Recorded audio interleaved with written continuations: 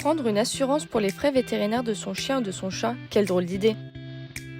On vous explique pourquoi non seulement cette idée n'est pas saugrenue, mais au contraire bien utile. Faut-il assurer la santé de son animal de compagnie ? Oui, et pour 3 raisons principales. La première, c'est parce que votre chien ou votre chat fait maintenant partie de votre famille. Je suis sûre qu'il ne vous viendrait pas à l'esprit de ne pas prendre une couverture santé pour vos enfants.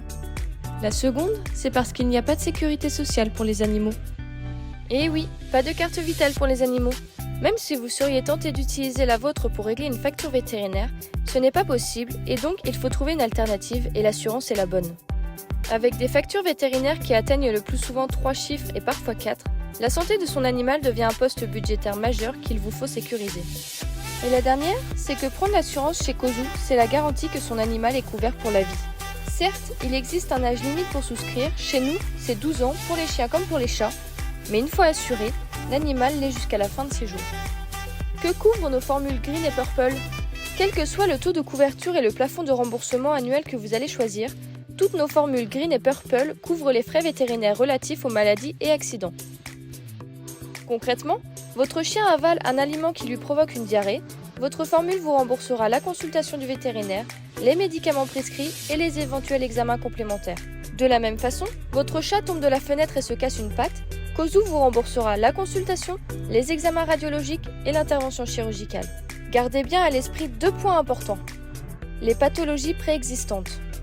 N'attendez pas que votre animal soit malade pour souscrire, car toutes les pathologies préexistantes ne peuvent par définition être couvertes. Pour rappel, le principe de l'assurance est de couvrir un risque futur et aléatoire, pas quelque chose de déjà présent et connu. Les délais de carence. Dans tout contrat d'assurance existent des délais de carence. C'est la période qui court entre le moment où votre contrat prend effet et le moment où vous pourrez bénéficier pleinement de vos garanties.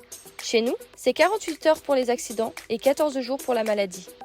L'assurance peut-elle couvrir les soins courants ?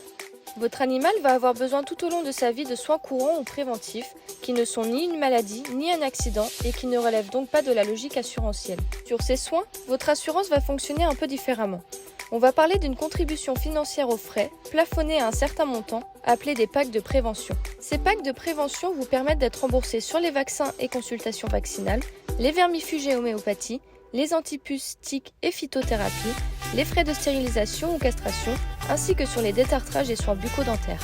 Rendez-vous sur notre site internet ou n'hésitez pas à nous téléphoner.